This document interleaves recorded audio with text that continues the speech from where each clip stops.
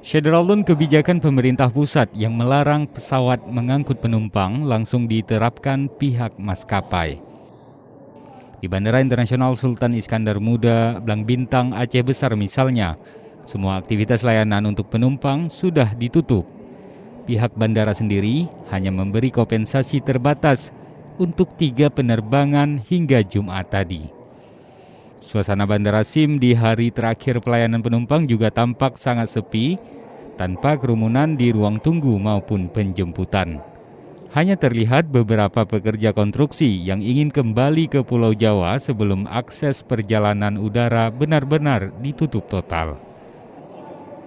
Bahkan Syederalun pihak sopir taksi yang biasa menunggu penumpang juga sudah tidak lagi beraktivitas.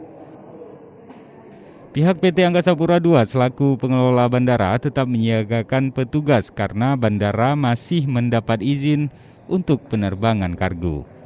Untuk dari Permenhubnya sebenarnya sampai mulai hari ini sudah tidak ada penerbangan lagi, cuma karena ada transisi. Jadi diberi dari korban wilayah 2 masih ngasih dispensasi untuk hari ini. Jadi untuk besok clear, tidak ada penerbangan komersil lagi. Dari Blang Bintang Aceh Besar, Muhammad Nasir, Serambi On TV.